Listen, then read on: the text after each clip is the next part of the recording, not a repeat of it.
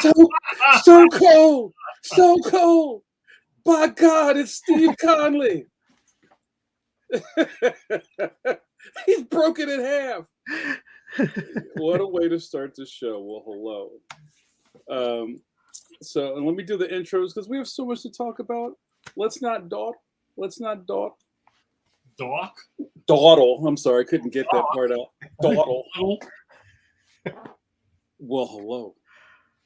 And welcome back to Pencil to Pencil, your favorite Wednesday live stream with real in the flesh cartoonists.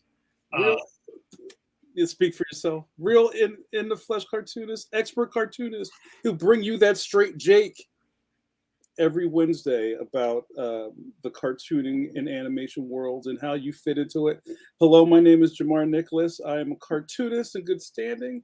In the traditional book space, they call me an author illustrator. And I usually go by a lot of nicknames, a lot of titles, but I picked up a new title over the last week, you guys. You can now call me the third vice president of the National Cartoonist Society. Well, thank you very much. Oh no! What does that mean? Tell us. It means powers. Means I'm on the board. That's what it means. You get to like cancel people, like thou shalt not be a member of the national.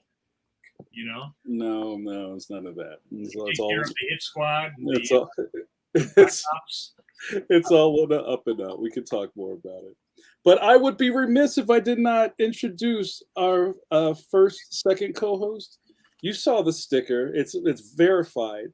He is the world. I do the belt motion. The world heavyweight champion of webcomics. He goes by Stone Cold Steve Conley. What's up, Steve Conley? Hello, guys. Good to see you. Good to see you in Baltimore, Jamar. Thank you. My name is Steve Conley. I write and draw the webcomic The Middle Age, which you can read at middleagecomic.com. It's on Webtoons and Go Comics and Tapas. Everywhere you look, you should find The Middle Age. And I would be remiss, I believe, if I did not introduce the Tower Power, the man of the hour, too sweet to be sour, in Rice Krispie terms, the Kirby Crackle to our Snap and Pop, Mr. Mike Manley. Good evening, ladies and joins. Hey, Mike Manley, what do you do? I don't do anything. I sit around all day, watch TV. Ice cream, lots of ice cream. Look at comic books. I'm a professional comic book reader. Oh, I like that. Yeah, I do the Phantom. I hear that is what they call a legacy strip. And pray tell, Mike Manley, is that one of the first verified superhero properties in the United States? I think actually he is the really consider him to be the first superhero, at least in print, and on the comic book page. Wow. 1936. And you think about how long, so that was before Batman. He's the guy that had the cave first. Wow, the Skull Cave was the first cave. Right. Yeah, the Skull Cave was the first cave. And it's interesting because I think everybody was sort of borrowing from the same classic, literature back in the day. So a lot of people had caves and sidekicks and cohorts and mind control and magic potions, although the Phantom, he's just like a buff dude. Like I've never actually drawn him working out, yet he's like jacked, I guess somewhere in the Skull Cave he has like isometrics. He's doing like old school isometrics. Those vertical stripes are very slimming.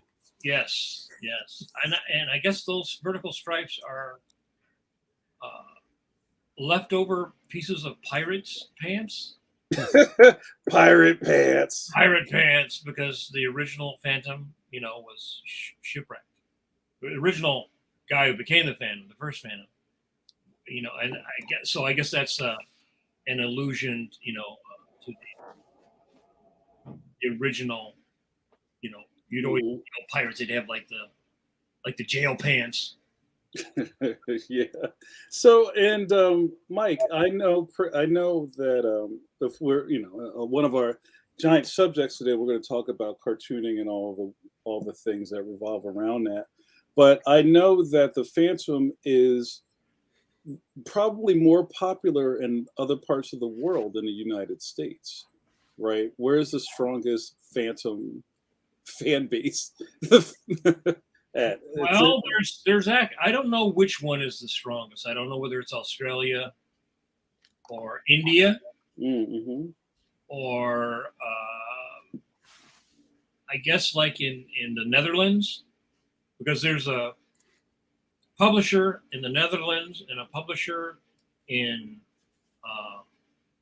Australia, and then there's actually, as Tony was telling me, we picked up a couple of publishers in India.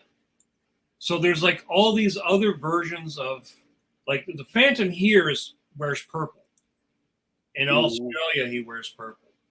But in India, he wears like red, and in the Netherlands, Scandinavia, he wears red. So there's versions of the Phantom with red costume instead of the purple costume.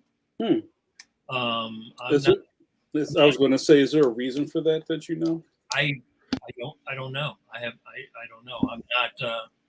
I'm not hip to all the reasons why, but I do know we picked up 2 publishers in the last year in India, and then our friend Jose Agrita sent me a photo of the Phantom in a paper in Spain the other day, and which was interesting because the strip that was running was probably a couple of months old, so they must be behind where we are. Oh wow! And also let's not forget you have another strip that you do, Mike Manley, or maybe I missed that. I do Judge Parker, which was done by the same guy who created Rex Morgan, and I think there was another strip. Wow. I don't know if it was Nicholas Dallas. I don't know if he did Mary Worth or not, but it's been running since 1953. That's crazy talk. Yeah, yeah. Oh, our good buddy Monty Latif, recognized Peep Game Comics, asks Mike, do they recolor your original line art? Or I have no. I mean, I turn it in black and white. Or color. And King colors it for the Comics Kingdom website. Some of that is reprinted with that color overseas because I have gotten a few reprints. I don't know if it's again recolored in India to make him red because I haven't seen any of those reprints yet. But it's pretty interesting. I mean, there's a big fan base for him around the world. So he's probably much more popular in those countries than even Batman. That's what I was told. Yeah, I was going to say that, the kind of fan like Chris in the chat says, fandom of the Phantom is really kind of it's legacy based, maybe to the same thing as Batman, but I feel like, I don't know, the Phantom fans seem deeper in the well than Batman fans. Maybe I'm wrong on that. Yeah, there is. I mean, there's the guys who do the Chronicle Chamber in Australia, and it was actually. I mean, I knew the Phantom. I knew just like the basics, right? Yeah. But I mean, there's a lot of detail to doing he hasn't been rebooted, right? Like Batman's been rebooted, Superman's been rebooted, DC's rebooted their continuity a million times. This is the same guy and the same continuity, and they have not said, well, this stuff doesn't exist or whatever. So there's 80 years of continuity And so if I don't know what something looks like, I can ask those guys and they'll say, oh yeah, that's, this strip from this day which is a great help. They're really, really into it. They have a great podcast called The Chronicle Chamber, which talks about the Phantom. I was about to ask a really good question, but Amani maybe is asking a better one. So to this, is there still a strong audience for the traditional paper strip style overseas compared to a more digital format? So maybe Amani can maybe expound on that. Maybe it's the idea of, do people still read the newspapers overseas, or they're reading like Go Comics in India or something like that? That's kind of how I interpret what Amani's asking. I'm not sure how many papers he is in around. I mean, I don't know how many papers the Phantom is in. Right. They won't tell me that. I have no. That's like the combination to Fort Knox. They won't tell you. It's different because I don't own it, right? It's like Charles Schultz owned Peanuts. He's like a partner. So they'd have to tell him how many papers your strip is in. Right. They don't tell me, right? They don't tell any of us how many papers they're in. The only thing I know is that last year, one of the major newspaper chains canceled all their comic strips. That was like 70 newspapers. Oh, right. Yeah. And then in Australia, Fox, which is owned by Rupert Murdoch, he owns a bunch of newspapers. He got rid of all the comic strips in all those papers. So I would be willing to bet that was, 70 papers we lost. I don't know. Wow. So I don't know how many. I don't know. I mean, obviously, I saw a picture of him in a paper in Spain. So I don't know how many papers he's carried in the United States. I have a feeling that he's carried in more papers overseas than in the United States. But they also reprint everything overseas in Germany, Scandinavia, India. I know for a while in Mexico, he has Tony DePaul, has fans who write him from Africa, Mexico, so it's well read all over the world. And speaking of legacy, and then we'll kind of go on to our topic here. Mike, how long have you been doing a Phantom? And are you coming up against any kind of seniority mountaintop with the Phantom? Like, who's had the longest runs on this strip? Well, Cy Berry by far had the longest run. I think like 1961 till 98, 99 when he retired. Wow. And so he by far had the longest run. And I know Barreto did it. Eduardo Barreto did it for a while. Graham Nolan did it for a while. Wilson did it for a while. But by far, probably the person who really defined and probably saved it from maybe even being canceled in a way was the work that Cy Berry did on the strip. He really brought it from that older era of drawing into the modern era of comics, much more realistic. The work before that was not as realistic.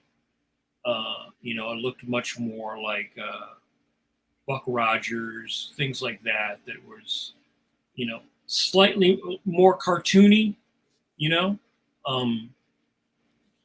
Like they weren't really drawing things as realistically. And when Barry was drawing it, it was very realistic.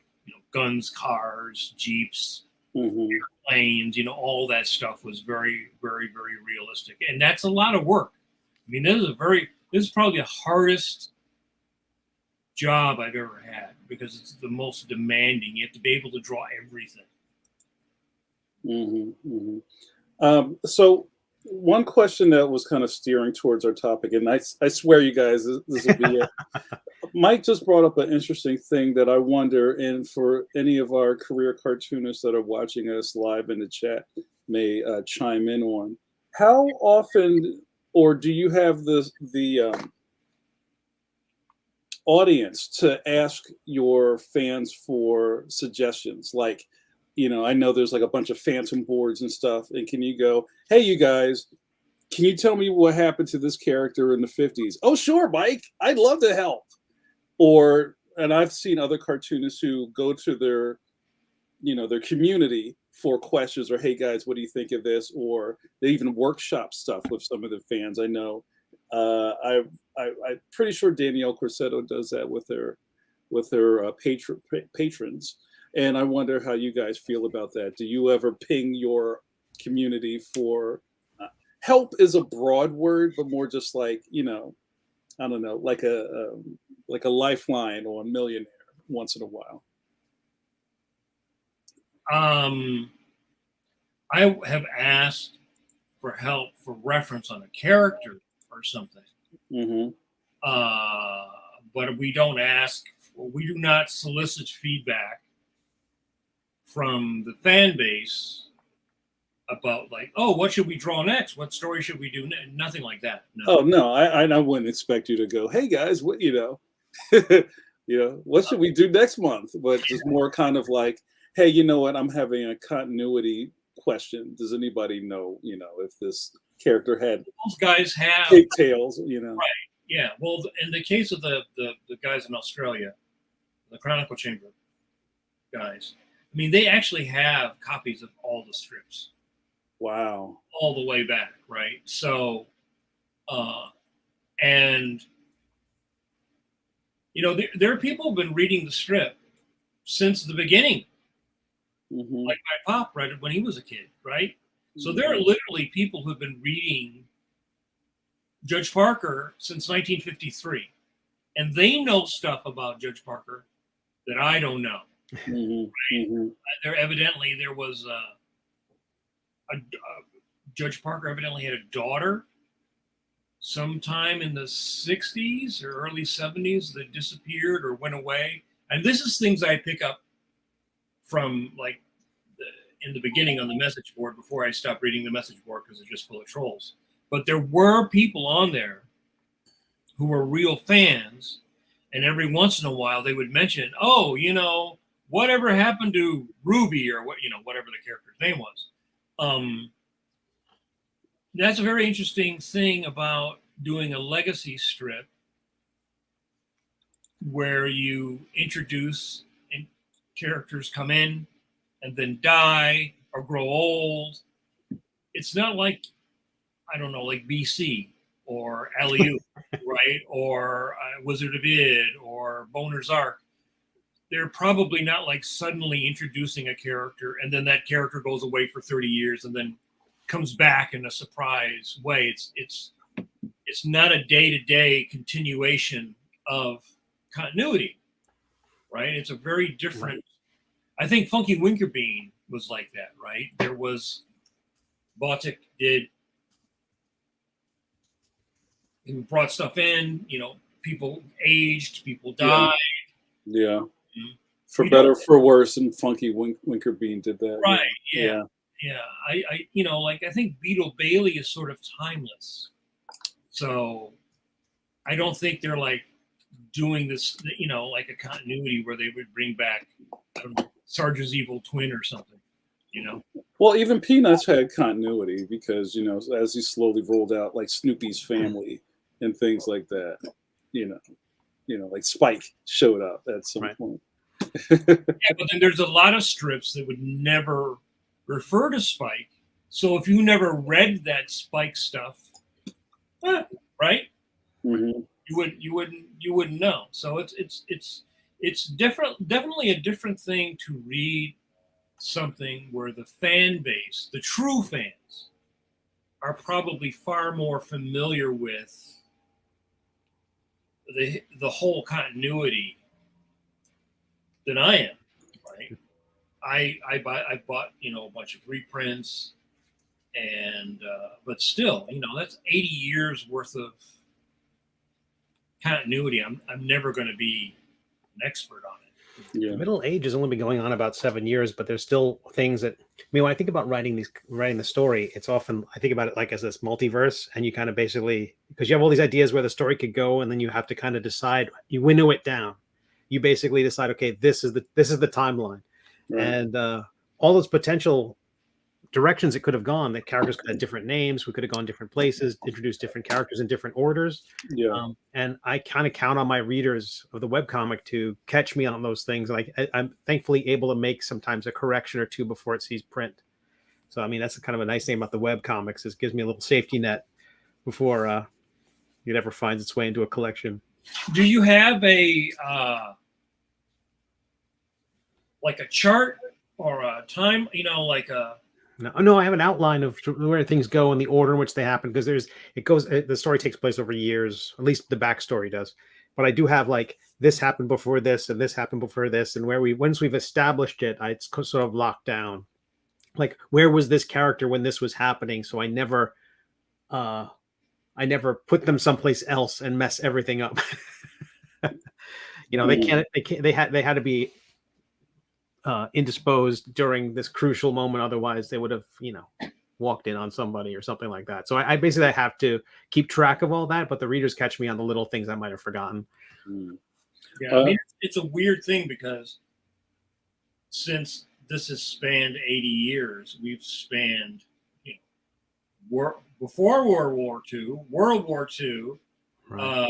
The atomic age, Korea, communism, the space program. 25,000 episodes, something like that. It's crazy, because the characters have, or he has, aged, and he's participated in all that stuff. So there's this weird juggling act of, we don't refer to it, like we don't refer to the fact that he fought these weird giants or little teeny people or things like that. Like, there was definitely like weird fantasy stories that I think Lee Falk wrote in the 50s and the 60s, where he probably was getting like, what happens? Midgets, yeah, he finds another kingdom of like Gulliver's Travel or something. So it happened. We don't really refer to it. Fans might know about it. I think fans would probably be, modern fans might be upset if you brought back, the Gulliver's Travel people, or the Crazy Witch people, or the Ghost Story, or whatever. Because of the fact is, when people were doing these legacy strips like this, they weren't actually called legacy strips. We call them now, because it's beyond the life of the original creator, right? People were not collecting them in that way, or keeping track of the way modern fans do, right? Going back and looking at the original Star Wars and finding little things and going, aha, that circle in the background is the same thing in this episode, and Right. all that stuff. It's like the running of the ice cream makers. Right. Yeah. So it's definitely something you're aware of. Like, how would the guy, he would be 100 years old now, right? And he went from not having a cell phone to having a cell phone, to having a computer in a skull cave where he can, Zoom with people or whatever. It's like you do a total period piece, Right. and you make it a weird time that doesn't exist. Like, you just keep rerunning 1972, right, over and over and over and over again. And so it does create an issue that Tony has to deal with when he's thinking up the stories. And Tony's in the chat as always. Tip of the bucket hat to Tony DePaul. But you just made me chuckle, Mike, because now I'm thinking of like, how does the Phantom, and maybe Tony can answer this, how does the Phantom pay his cell phone bill? Does he go to the T-Mobile? He sounds like a monkey into T-Mobile, with a, it's like Cheetah, right? Like Tarzan would always have a Cheetah, right? Right. Or I guess he just doesn't wear his outfit, and then nobody knows he's the Phantom. Right? That's. I would assume that he would have one of the Bandar would be tasked with going in and like paying the Phantom's T-Mobile bill every month. Yes, better cell service than I do. That's great. Yeah,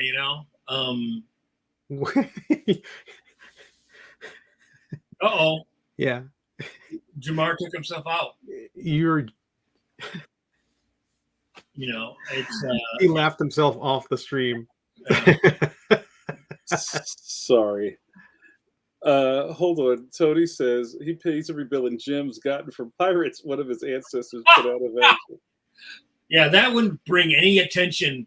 You go in, here's a diamond. Let me break off a couple of chunks for you. It's Mint Mobile. He's Ryan Reynolds. There, I spoiled it. Mint Moons. All right, you guys. We chopped it up very nicely for the past 27 minutes. But we actually had a topic, and I think this was a really good way to come into this. We've been enjoying a lot of kind of like focused conversations the last couple of weeks here on the live stream, and thank you guys so much for giving us some grace last week. We didn't have a live cast. We did have some live action on Mike Manley's side. He did his own live stream. Was that just on your Facebook, Mike? It was here. It was on Pencil to Pencil. The Pencil to Pencil. If you go to our Facebook page, you can actually watch it. Oh, very cool, very cool. Yeah, so I suggest if you're just a subscriber of our YouTube channel that you go to our Facebook channel too, because that's also, until one of us or my new intern gets around to it, there's probably almost like a half a year of other interviews on the Facebook page before we started going on YouTube. But some of our focus topics lately have been about the career cartoonist, or what does the industry look like to you in 2023? And the last subject about the career cartoonist is like, okay, you finally made it, you got in here, now what? But now I want to kind of like, I don't know, walk it back a little bit to kind of maybe zoom in, as I like to say, versus zooming out on what a cartoonist career could look like. When we talk about cartooning, the first thing people normally think about are comic strips, right? And then if they think harder about it, they might say, oh, well, comic books. And this isn't necessarily a discussion about what makes up the term of a cartoonist, but kind of like, how can you pay your bills these days as a cartoonist? And, I started thinking about people who have gotten into, I just forgot the name of it. Caricature art is always one, which is kind of like, maybe another civilian idea of what a cartoonist does. You go to the pier and you draw people with really big noses. I mean, that is one, and I'll never dunk on that. It's hard. I've done enough of that to say I don't ever want to do it again. And I salute anybody that does that. But also kind of like corporate whiteboard drawings of people's sessions. Like that's a big thing these days. And, maybe I'll give it to the guys so we can maybe like break this down into a good discussion. So I don't know, Steve, if there's a place you want to start on this. I don't know. I think you're right. That's how people think about it. I think there is the freelance world is rougher now. There's fewer venues for people to freelance the way we would have 20, 30 years ago. Yes. But I really think nowadays most people probably think of it, whatever that comes across their Instagram, Facebook, Blue Sky feed or something like that. Those are the comics they see nowadays. Whether that relates to how much money a person's making, that's a different story. I don't know where you want to focus, just about public consciousness, or want to focus on. I guess there's so many different sides of this. I don't know where we want to start. Well, maybe we could just start at that. It's kind of like what lanes are available to someone who knows how to get paid off of drawing funny pictures or illustrations. How do you define yourself? Because there you go. I ran a discussion on my Facebook page about, do you call yourself a cartoonist? Mm-hmm. Right? Like, I think for a long time, the before time, as they would say in Mad Max, Jack Kirby considered himself a cartoonist. Alex Raymond, the newspapers, they considered themselves cartoonists. That was actually like a legit term to call yourself that. And that covered realism and Bigfoot, cartoony stuff, Disney kind of stuff.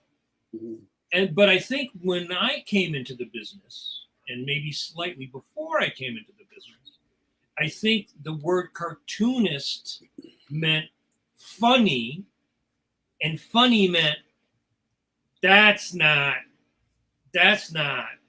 Captain America, mm-hmm. right?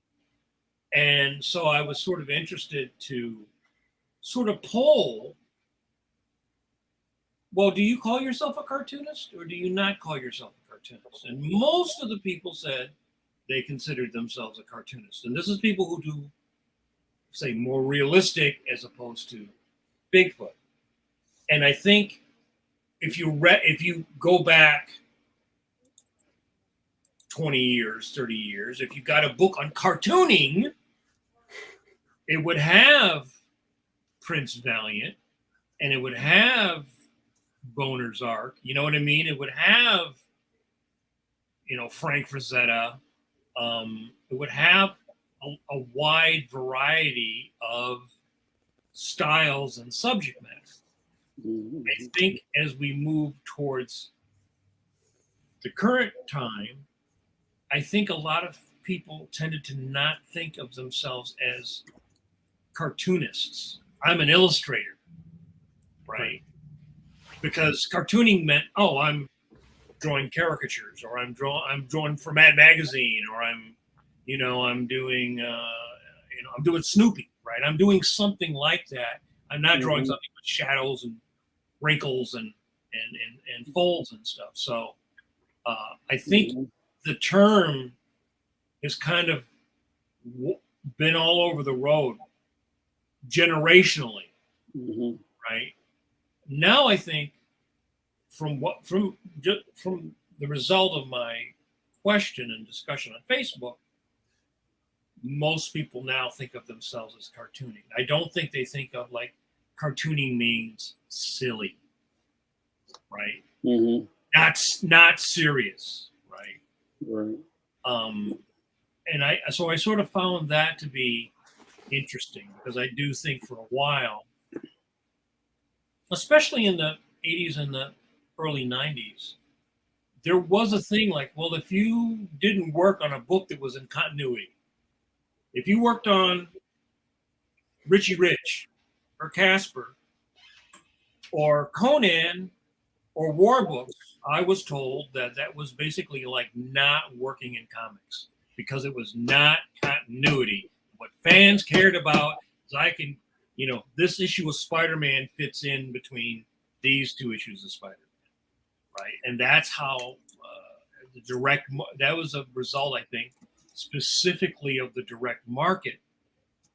And as a result of the direct market, or what I call the walled city, people outside of that, when stuff disappeared off the newsstand, it wasn't for like as much of a general audience. Like anybody could go in and buy a Sergeant Rock or cartoons or a Casper or whatever you would see in the 7-Eleven. Hot Stuff, The Littlest Devil. Right. And all that stuff went away. And all that was left was what was in what I call the walled city, all the stuff in the direct market. And that's the stuff that became real. Mm-hmm. The chat is doing some heavy lifting in here. And even that cartoonist versus illustrator denotation is really interesting. Chris Eliopoulos says, I feel an illustrator adds detail while a cartoonist works to remove line work. That's a really interesting observation. And yeah, I'm going back to just kind of like available jobs. This was kind of before my period in the business, but being around a lot of this part of the East Coast, I know a big part of the New York scene was cartoonists going door to door to door to door to door doing magazine illustrations and working for even Nick Magazine was huge for a lot of funny cartoonists. And, that was sort of like a bridge time, like yeah. Disney Magazine. Yeah. Nickelodeon Magazine was like a bridge between the before time, the Fantagraphics kind of era or indie. Some people were getting regular paychecks by doing SpongeBob or whatever, like you said. Mm-hmm. And then they went away, but now you have like Scott Pilgrim. Well, Scott Pilgrim's old now, but you know what I'm saying? Like now you have the whole new Smile, right? For this whole new generation of people that came over. Yeah, there was those supermarket digests. Disney had one for a while too. Those are those are great. A lot of cartoonists did some beautiful work for those. But I don't know if they're ever been collected in any form. Mm-hmm. No, I mean I did some work in them.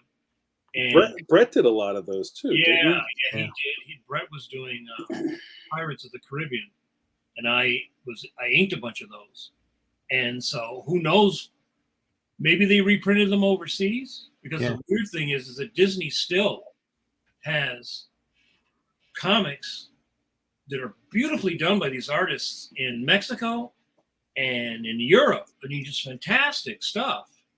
You will never see it in the United States. They don't reprint it here. But there's several of them. Especially if you go on Instagram, you type in Disney comics, you'll come across like all these amazing European artists doing just fantastic Mickey and Donald stories, just so charming and so appealing.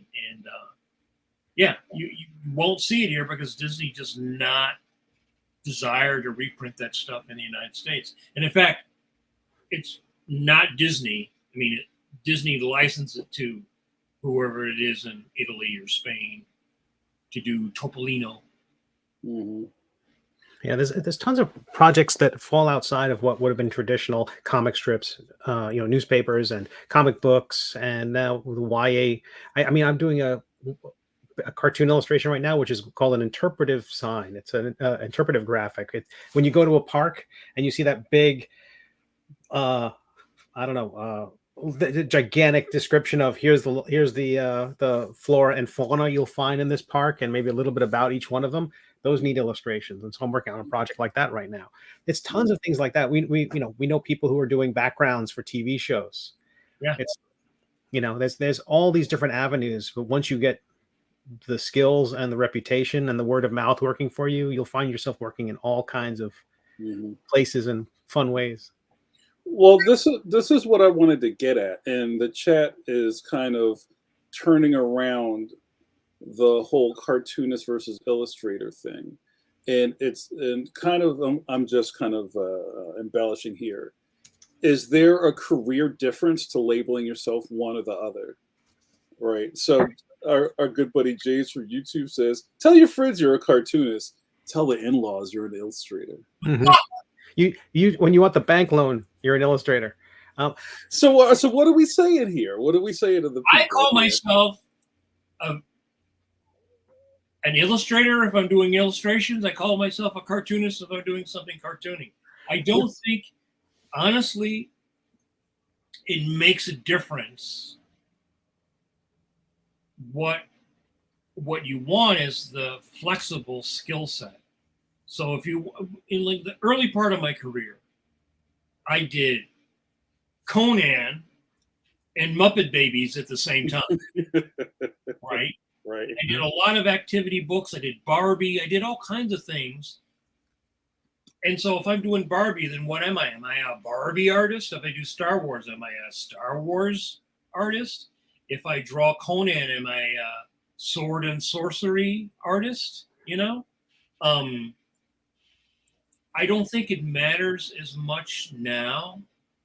I just think there was a time when there was this transition from popular culture or mass culture to almost like the direct market, where terminology was important, but more about in comic books than outside. Because I think the average person who goes, if I said I draw a newspaper strip, they go, oh yeah, what strip? Or I say I'm a cartoonist. When I used to meet older people, they would say, what paper is your work, right? They don't think of comic books. They were thinking of newspaper strips. Now we tend to think of comic books maybe more than newspaper strips, because newspapers are not the giant media source that they used to be. They were the king. If you had a comic strip, you had made it. That was like the top you could get as a comic person, a cartoonist, was to have a newspaper strip. That probably ended in the 80s. It probably ended in the 80s, where there were still thousands of papers. Well, that kind of goes up against what we've been talking about the last couple of months, and even having some of our guests on lately who have brand spanking new syndication deals like George Gant and Tawhid Bandia, where it's just like and I felt like we should make a bigger deal out of that, because holy shit, you guys, there's people are still making new comic strips. Right. In the year of our Al Gore's internet 2023. You know what I'm saying? And I think that it's definitely harder to get one. Yeah. But they are starting with hundreds of papers, like Dana Simpson and Will Henry. I mean, they're making a splash. They're doing great, because I think right now they have a plan. The plan isn't just the newspapers. The plan is to get into enough newspapers to make it work, and then they already have a channel to collect those books.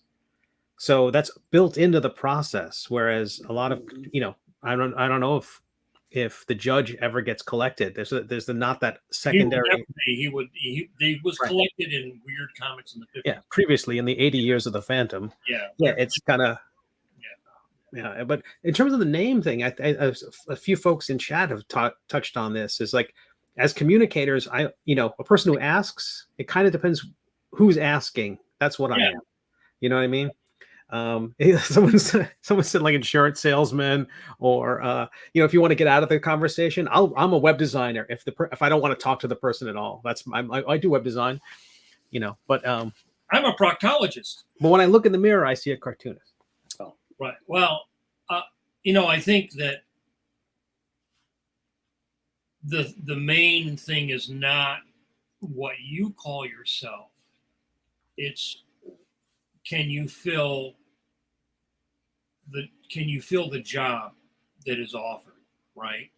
And I think if your portfolio can sell your ability, then I don't think it really matters, because it sort of blurs on some end.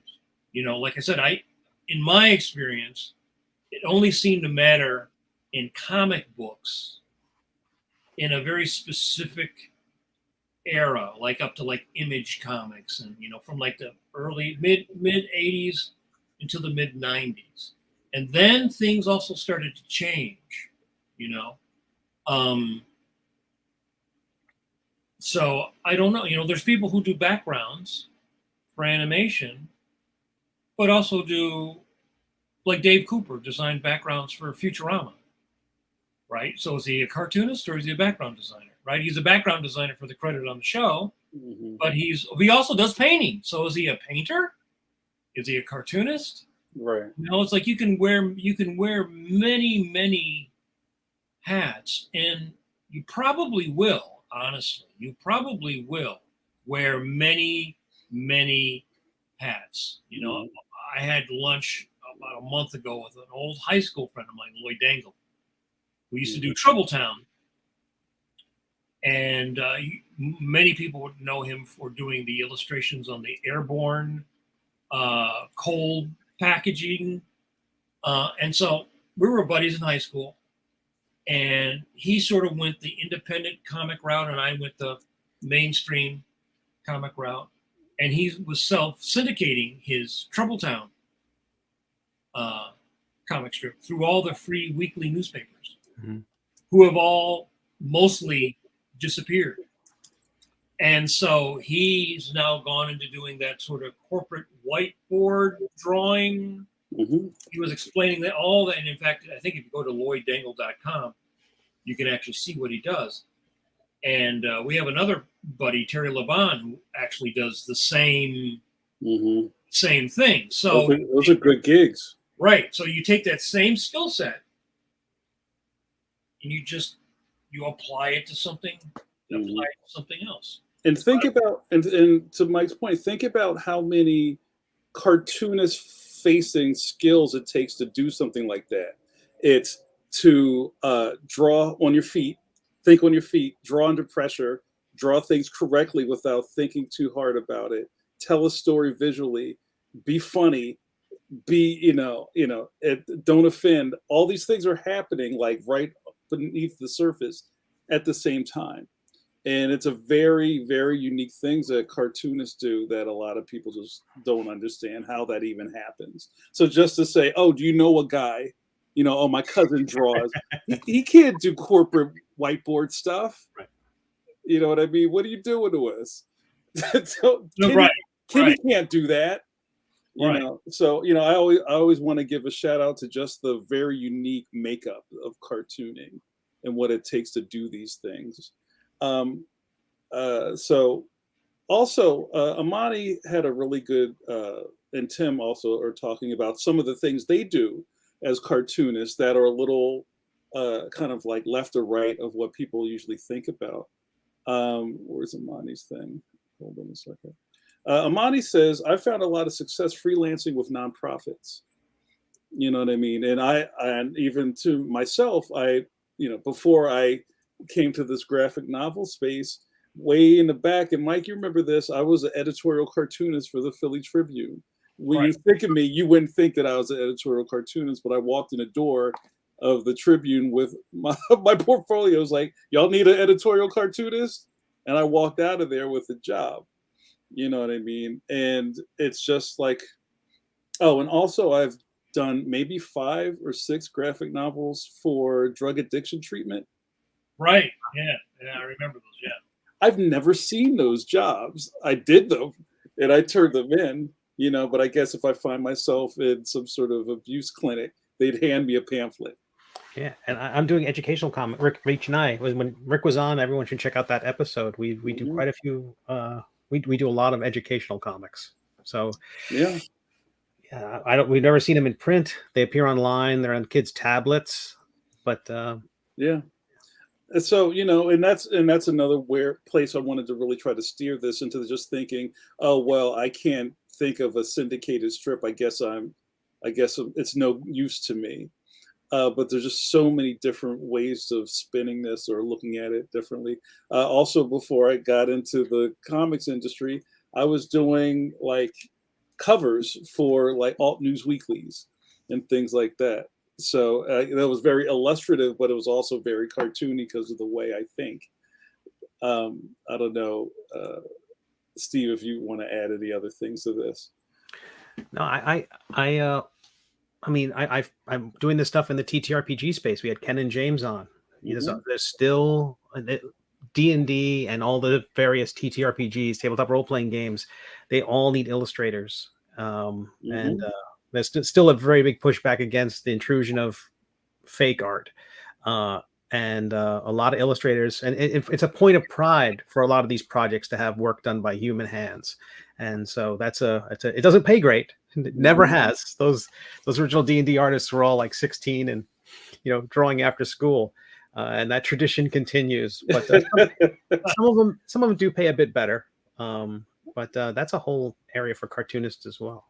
So I'm sorry. Go ahead, Mike. One of the things that I would do when I was teaching a class is I would have the students go into Borders, when Borders still existed, or Barnes and Noble, and I tell them to go around and look at the books, look in the children's section, look at the covers of the books, look at the books, and see if there's something that goes like, oh, that looks like something I do, or something that I would do, or something that I would be interested in doing. Because one of the things about the direct market comics, it's very narrow, very specific, right? And you can think, oh, I'm just going to draw Spider-Man, right? Or I'm just going to do Batman. And you don't think about all the other things that are out there. Greeting cards. There's so many, there's thousands of greeting cards, hundreds of greeting cards that all have humorous illustrations on them, right? And so in the broad sense, you try to think of like visual storytelling, taking an abstract idea and depicting it in a clear way, like a infographic.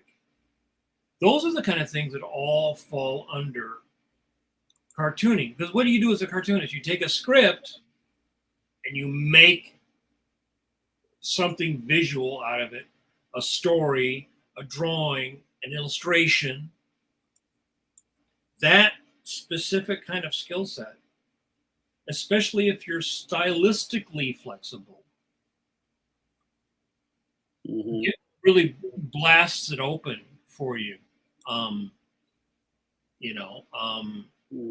think that's why there were so many people in the 90s that kind of, like me, migrated from comics into animation. And there was a lot of guys in animation who wanted to migrate into comics. There was like a lot of cross-pollination there for a while. That was like in the late 90s. Like we talked about this before, like even like the Monkey Suit Collective was just full of, like the guys who went on to make Venture Brothers were part of that. And, right. There's a million guys. Even Bill Pressing, who we had on a couple of, last year. Part of it. Yeah. It's wild.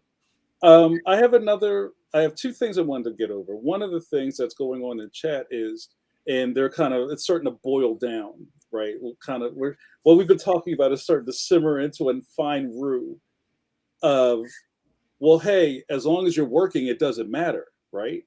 That's one thing. And two is that all that really matters is just to be working? But I say yes to both of those things, but I also want to like Othello flip this into a lot of cartoonists don't think that broadly. If you get into the game and you're like, yo, I want to do like a one panel strip in a newspaper and it doesn't work out, then you lost. And I don't think that's necessarily true. And I think just presenting all these different avenues may help some people kind of like get out of the forest maze, if that makes sense. Yeah, and I think there's also there was a trap. I think at least I fell into it because when I was coming up, comic strips existed, but they felt like impossible to get into, and comic books, they felt like an opportunity there, and I felt like, but that had there was a stylistic, overwhelming style. In the 90s it changed, but there was always a predominant style, and my work never fit that. And for the longest time, I tried to fit that style. I feel like it's interesting that there's more opportunities now to express yourself in different ways. And the YA market opened up. You could see a lot of people who are in the Kids Love Comics area just in Baltimore over the weekend, Baltimore Comic Con, that a lot of those folks had done direct market or had direct market ambitions, at least initially, mostly because that seemed like the most target-rich environment for gigs. But after a while, once they realized the YA and the young, the graphic novels and the kidlit stuff was available, you could see just so many of them had initially started over there and then moved over in that direction. I mean, that one's such a big one. I mean, have we talked about oh wait, no, I just lost it. Okay, I'll come back to it when it hits me again. There's just so many ways to make money with comics. I didn't want to. We talked about web comics too. Well, one of the things that I've starred in our chat that Chris Eliopoulos also asked a little earlier is: are webcomics still a viable avenue? I know Brad Geiger and Dave Kellett, who I hung out with at the Rubens. What up, you guys? And I saw Brad won a Ringo the other day. Good on Brad. Dave and Brad say so, but I don't know if that's for everyone. Well, I think you won't know until you try, because there's no way to say 100% on any of these things, right?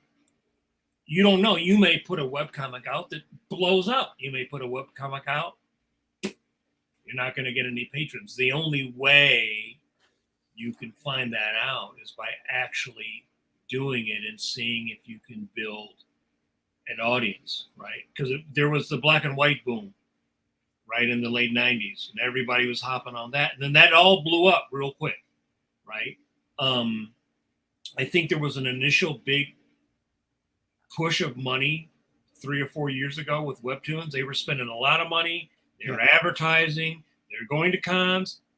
Not anymore. But they still seem to be doing a lot of material, right? But, you know, I suppose in my case, I liked all kinds of cartooning. I liked very realistic and classical stuff. And I also liked cartoony stuff. I loved Warner Brothers. I loved Mad Magazine. I loved that kind of stuff. And I like to do different types of drawing, right? So that helped me in the beginning, because let's say I wanted to get a job drawing Spider-Man, but if I couldn't, but I could get a job doing coloring books, I still pay my rent. Right. And for me, it was all about making my living as a cartoonist, as an artist, and not having to go get a job as a short order cook or going back into advertising, because I worked in advertising and I hated it. I did not like it. I did not enjoy it. I did not want to do that. So I think you just have to try to be flexible. That's why I always talk about building your core skill set, because if your core skill set is good, then it allows you to be flexible. Like I said, I did a lot of activity. I did things I never thought that I would do. Like I thought I was going to work for Marvel and DC, and I did. But in the beginning, the first couple of years, it was spotty. In between, I did tons of work for Western Publishing that did all these different kinds of coloring books. And so I did cartoony coloring books. I did action adventure coloring books. I never would have ever thought I would draw a coloring book, or I would draw Raggedy Ann and Andy. I did a series of kids' book, Raggedy Ann and Andy kids' book. I never would have thought that I would have been drawing stuff like that. Right. But, you know, if you're open and you're flexible, one thing sort of leads it to another thing, which leads to networking, which is something we haven't really talked about, but is really important, right? If you do a job for this company, they may know somebody at another company.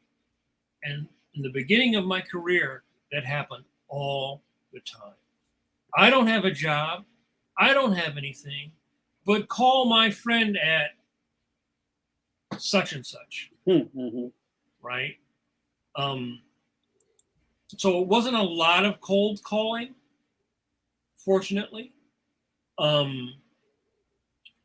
networking, which is much easier on one hand and harder on the other, in the fact that, like, everybody's got LinkedIn, Everybody's got their social media. You guys are just at the Rubens in Baltimore to networking opportunities. And that is, in comics, going to the big conventions was really important. I don't know, as important now, because it's important to go and network with your peers. I don't know whether you necessarily, Marvel and DC are not sending as many editors like they used to. So it used to be you would go to a con and you would stand in line and you show your portfolio and hopefully you would get a job. And many years I would go to Baltimore or San Diego and I'd always get a job. I'd always see somebody and they'd always say, hey, want to do that. Right. So networking is really important. So being a nice person is essential because nobody wants to network with an asshole. You know what? We've talked about networking, and that's one of my quality is job one things is networking. Anybody that's known me for any period of time knows that I'm like king networker, and also bridge building. I can't tell you how many times I've talked to somebody at a con and somebody walks up and those dudes never introduce the other person. I think that's a little bit of gatekeeping. Yeah, that's not even like, oh, I don't know his name. Comic people can kind of be weird sometimes. Well, I know what that is. And real rap, that's people. They're protecting their baseball cards. If I know this dude, I don't want you to know him too, because then my thing loses value because now you're involved. That's like weird, kind of like ego stuff that happens. I don't think like that because I don't do that.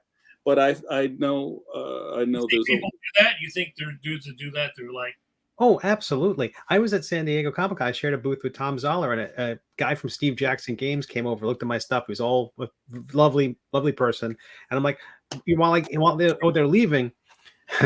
they were leaving. I'm like, oh, you've got to check out Tom's stuff as well. Yep. And it's like, I mean, because I've never felt that way. I don't feel competitive among other artists because if the editor can't tell the only person I'm only fighting for Tom for a job if the person can't tell our work apart. Right. So they'll just go with whoever's faster or cheaper at that point. But if they want my style, I'm the only one who has it. If they want Tom's style, he's the only one who has it. So I feel that kind of generosity just good. The longer Tom's in the game, the more he can maybe throw work my way. You don't Kirk Tom on the back of the neck.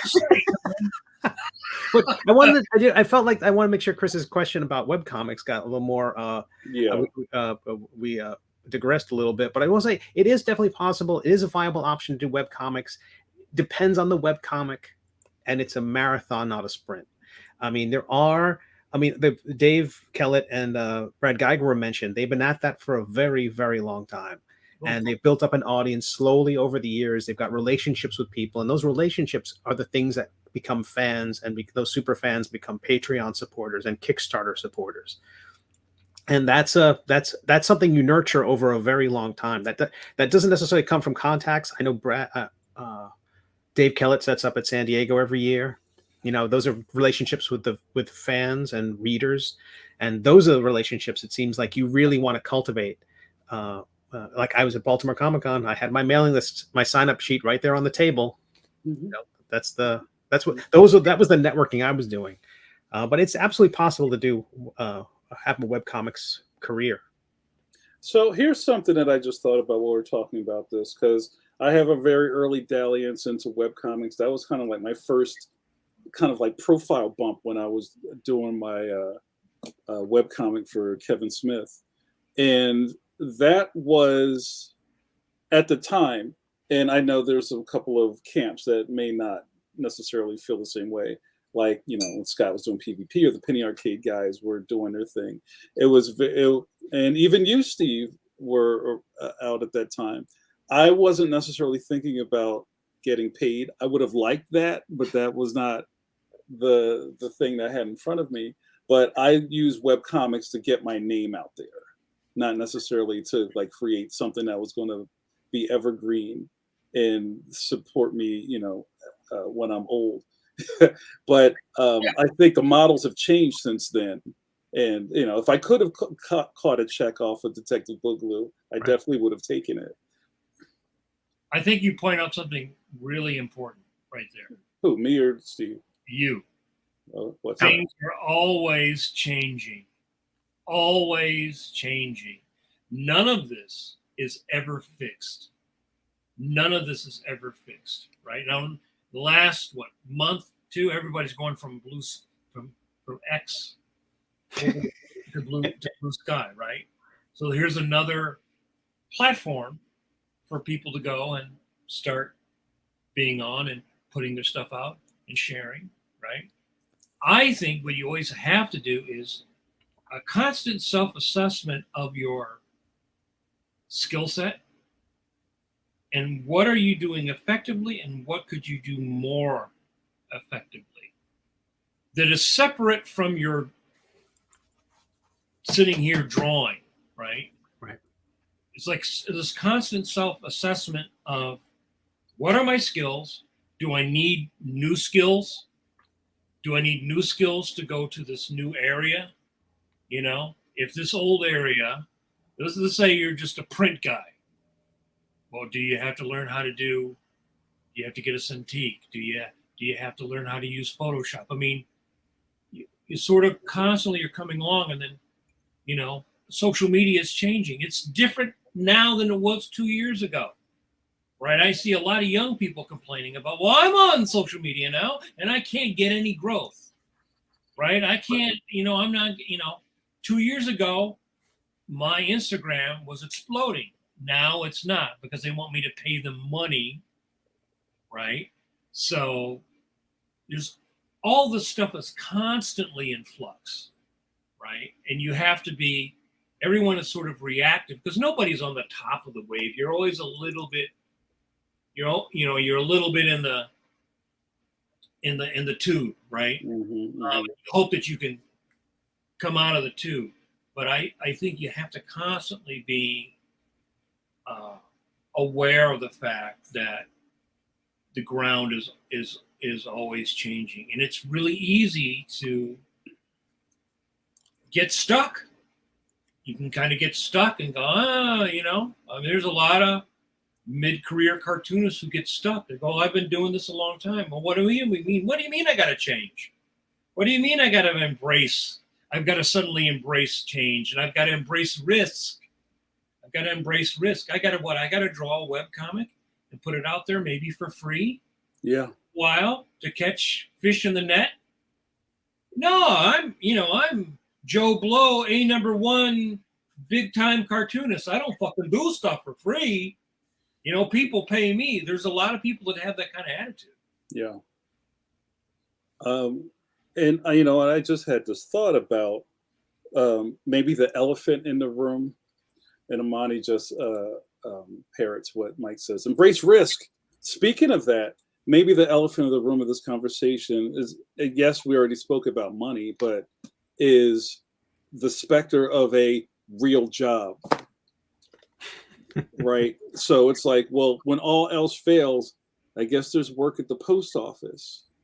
You know what I mean? And I know a lot of cartoonists who don't have the social graces or anything to actually hold down a physical real job. And I see real job with quotation marks.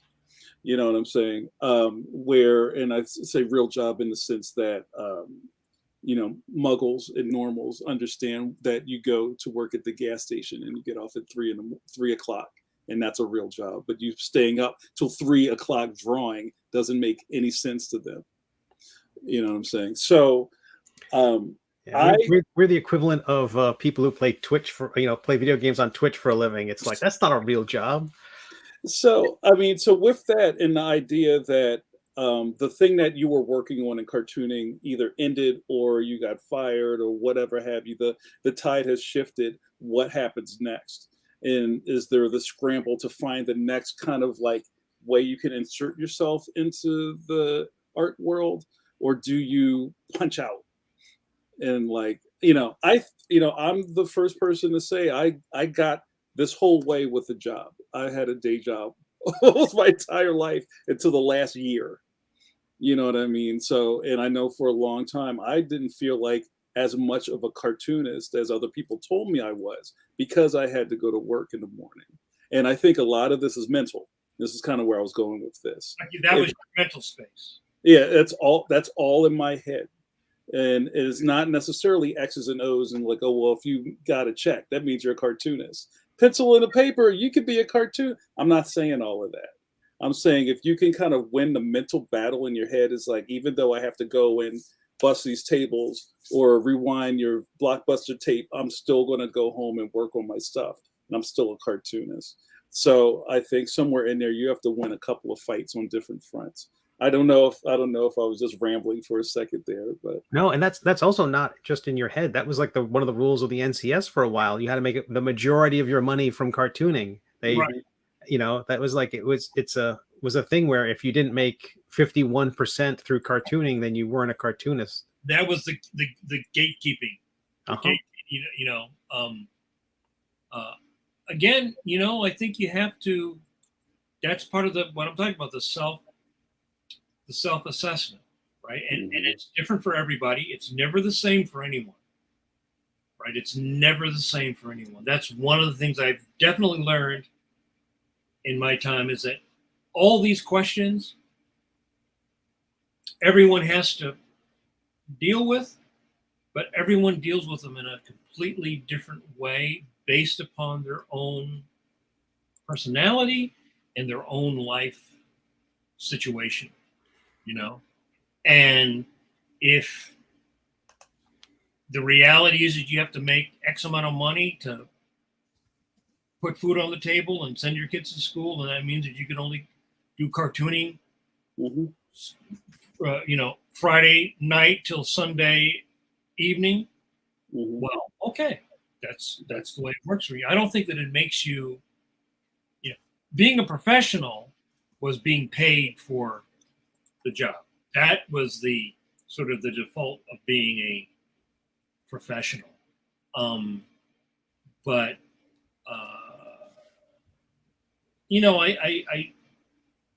I do think you also have to, when you're doing all this self-assessment, you do have to pay attention to the horizon, what's out there, what's happening, right? Like last week, I've been reading all this stuff about, Disney fighting with Spectrum, right?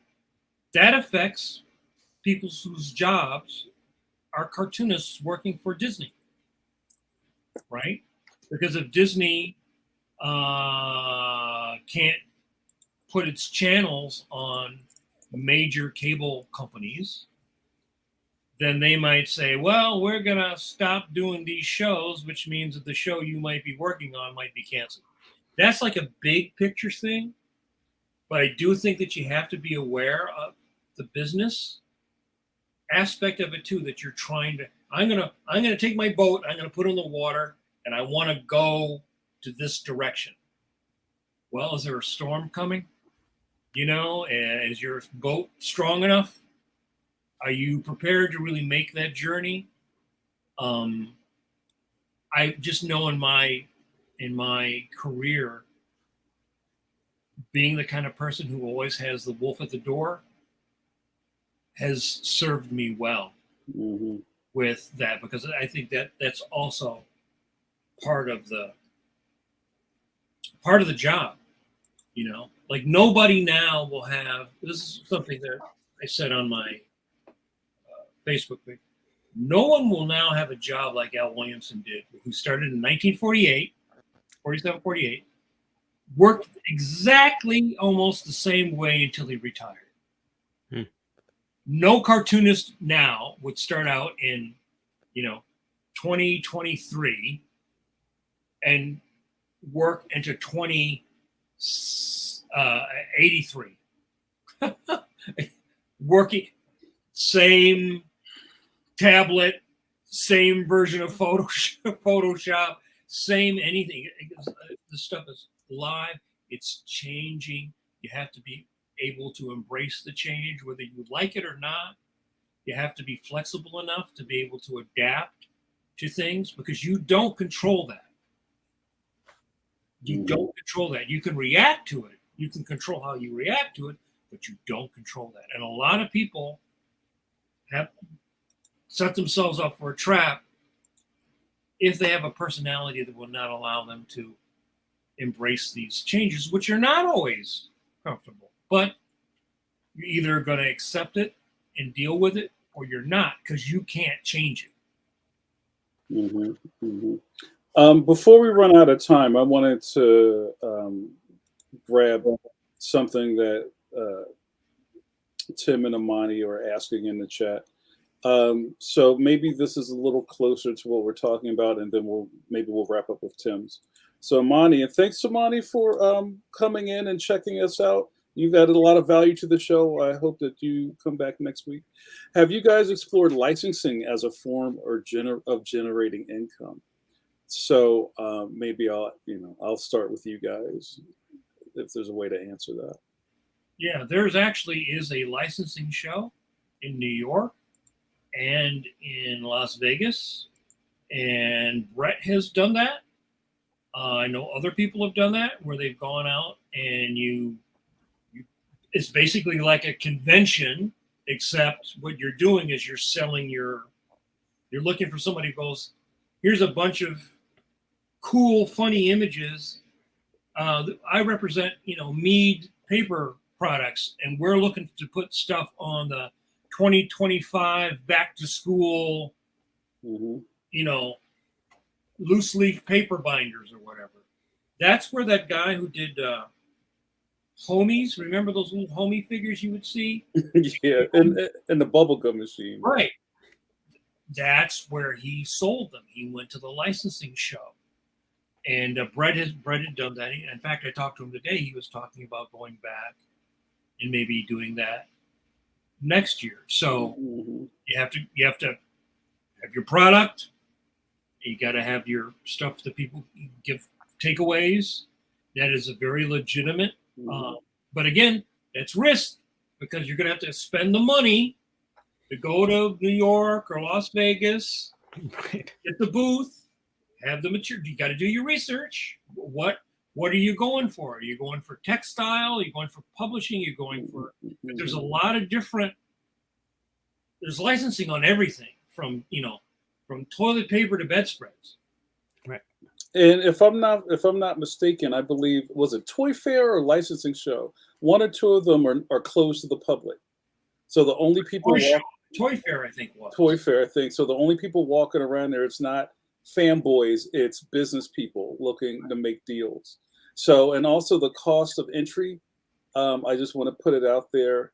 I think a lot of people were spoiled by comic book convention world, where we get off easy at a comic book convention. To get a booth at licensing show could be like north of $5,000. That's real rap. So if you're complaining about, we should ask Brett. Yeah, I'll ask him.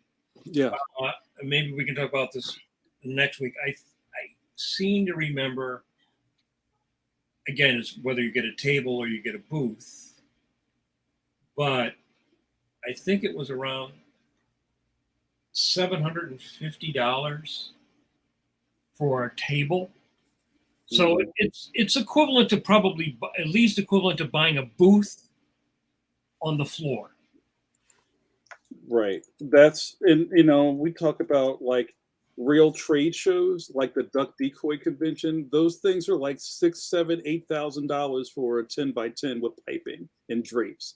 Right. You know what I mean? So if you're kind of griping about your, $200 half table,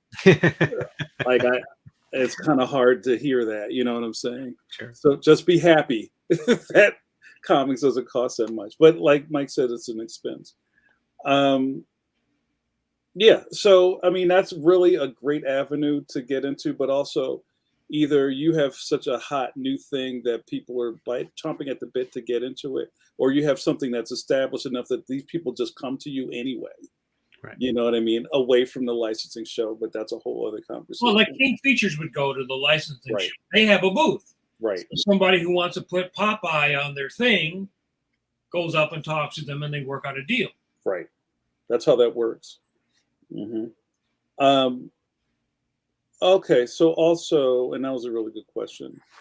So Eternitine asked, and I think this is kind of like a phrasing thing. Does licensing include work in coloring books for big publishers like American Greetings with Disney? That's working on licensed products or projects.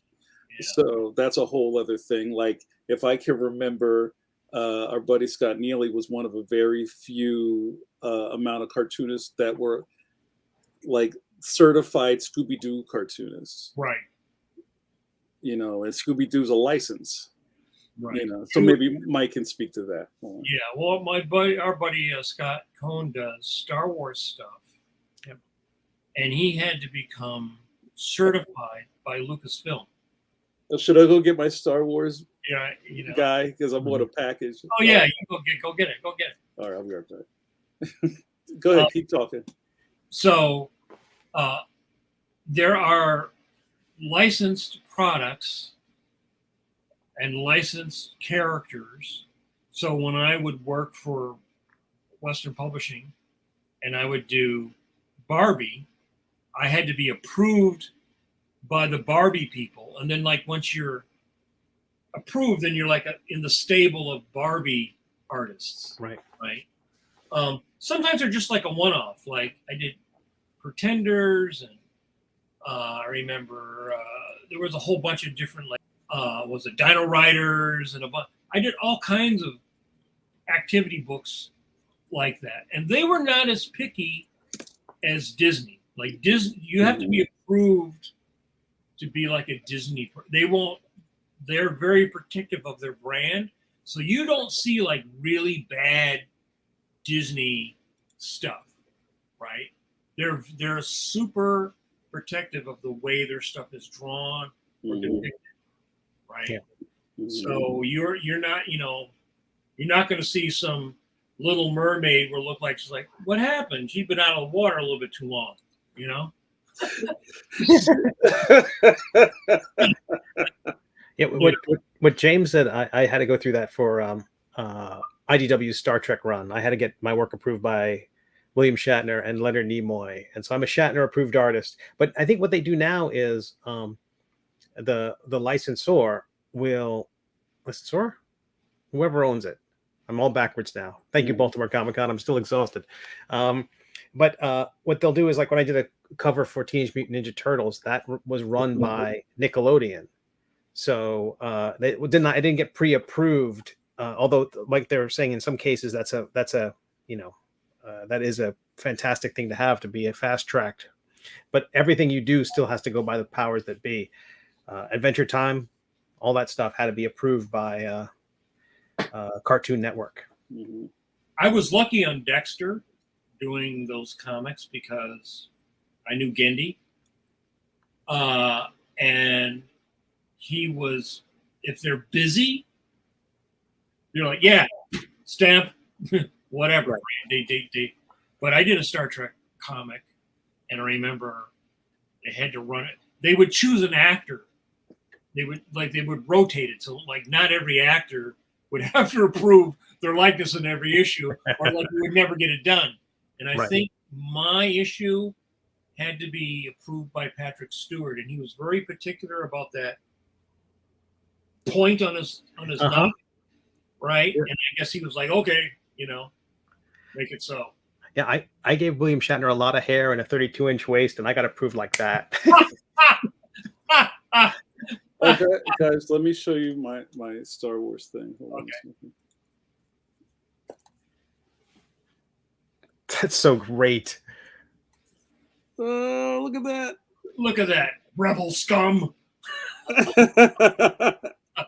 How cool is that?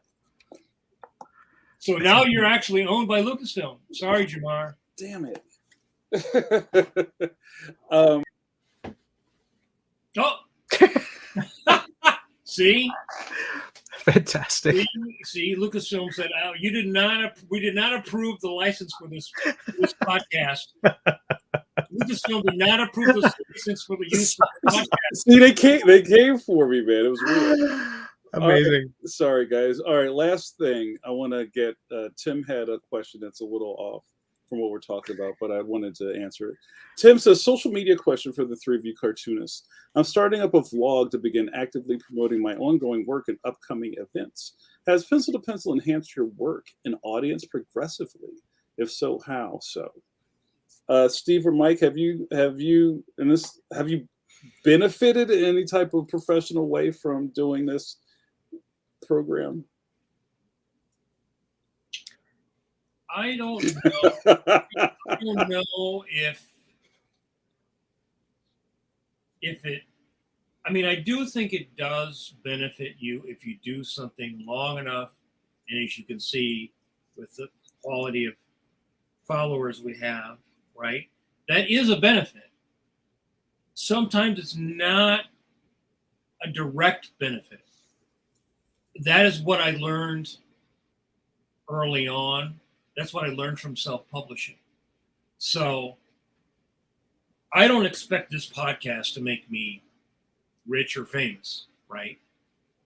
But I do think that hopefully my paying it back or paying it forward will have some form of a return. That's been my experience, because when I self-published, I didn't make any money self-publishing, but I actually got a whole other career because of it. And I think I always say it's sort of like farming. Anything that any new project that you're going to do, whether you're going to say, I want to do a webcomic, or I want to do my own comic, or I want to do a Kickstarter, right? You got to do enough work to kickstart to convince people to give you money. If you're going to do a webcomic, you got to farm enough webcomic. Might be 6 months, it might be a year, right? If it is quality, I honestly believe if it's quality, people will come along, right? Now, whether that particular crop, that project, is going to be like, oh my God, this is the best thing ever, please give me more. It may not be that one, but you may find that audience or contacts or exposure you get from that will explode in the next project, right? Mm-hmm. There's no way around the fact that it's a risk to do it. And if you're adverse to risk, then you might want to try to find a job within the animation or gaming industry where you're like a cog in the machine, even though that also has a risk that, as we can see now with the strike going on and all this stuff, I mean, I don't see how you can get around it. You may think, oh, I want a paycheck, steady paycheck, but then maybe your show doesn't get renewed, or maybe they lose their angel financing for the final push on the film. And we've had friends who were working on films that were scrapped. 2 or 3 years into it, get scrapped. Everybody's gone, right? So I just think you have to. Maybe that's part of that self-assessment. Am I so adverse to risk that I can't take this chance? I got to play it safe. Mm-hmm. Steve, do you want to weigh in on that? Yeah. What is pencil to pencil meant for you? I love being on this show. I've told I regularly send that meme of Guy Fleegman from Galaxy Quest. I'm just happy to be on the show. It is. If the question is about social media and using it to promote your ongoing work, the worst thing you could do to promote your ongoing work is to promote your ongoing work. If you say buy my book, the algorithm will hate you and people won't like you that much. If you really want to really grow your audience, you have to share and you have to offer things. You have to put things out there that people care about, no strings attached. And I feel like that's what I've tried to do. That's why I do my webcomic. That's why it's always free. That's why I have a YouTube channel. I haven't updated the videos there in a while, but it's about how to submit your stuff for the awards. It's how to promote your web comics. It's all those things, sharing what I've learned. And that sharing, that offering things up there will engender, reciprocation. You don't do it for that. I hope you don't do it for that. You can do it. I mean, if you do it for that, that's fine. I'm not speaking directly just to Tim. I'm just saying I hope people don't do it just for the reciprocation, but in terms of growing your audience and putting yourself out there, if you want people to care about your work, and if the work is an expression of you and you put yourself out there, that's the best ad for it, without it being an ad. How is it enhanced? I feel like this is part of that. It gives me a chance to share what I've gleaned, how I've managed to keep the lights on. Yeah. So when it was great at Baltimore Comic-Con, that was like the first show I've done since. I've had a few episodes under my belt here, and Ronaldo coming up with this bit of ridiculously, right? That's compensation enough. I really do believe in paying it forward. Yeah, really do believe in paying it forward. I think, this I did the magazine, and this podcast came out of the magazine. Yep. The magazine was paying it forward to the 17-year-old version, 15-year-old version of me. And I do believe that that's very important. I remember a story my grandfather told me when he would go into the agencies in Detroit back in the day. He would go in, and there would be illustrators in there, and they would take a cover and put it over their painting because they didn't want you to see how they were working. Right. They didn't want you to oh yeah, you might glean something, and then you I don't believe in being stingy in that way. I don't fear if I have an agent, Filippo, who does my some of my commissions now, and I turned a friend onto him. Now, some people would say, "Oh, well, why would you tell your friend about this guy? Because he's going to give a commission to somebody else and not you." But I don't believe that. I believe if you share, it comes back around. If you stop it, if you're like mine, then nothing's going to come. Nobody's going to give anything. It's not going to come back to you. Right. I think if you open it up, you share, it always, in my life, it has always come back to me. Don't block your blessings. Yeah, I really do. I really do think. But there are people that are like, no, man, you're not. Like you said, I'm not going to tell you who this person is because that person's the guy I'm trying to talk to about this book, and so I'm not going to introduce you. The trade secrets. Yeah, I don't subscribe to that. I don't work off that fear base. Yeah. I think there's also something kind of cool about being like a bridge between two artists. I can't tell you how many people I've introduced to each other over the years. I don't get anything from it, but at the same time I do. I feel like that's cool. Sure. So, all right, we should wrap it up. We're already a little over. I think this was a really interesting talk. Thank you guys for giving us this platform. So what is the wrap up of this? What is the wrap up? What is the takeaway? Bring us home, Jamar. It seems like the bullet points are that it doesn't matter what you call yourself as long as you're moving forward. That's number one. Okay. Right. Also, don't block your blessings. Okay. / bridge build. And I've said this a lot. Don't gatekeep. Don't gatekeep. And also I've said this, and I didn't make this up, but you either build or destroy. Which one are you? Choose one. And then what? Self-assessment? Constant self-assessment? Don't be a jerk. Embrace the risk. Brace of Risk. I like all of those. All right, you guys, let's wrap it up. This was great.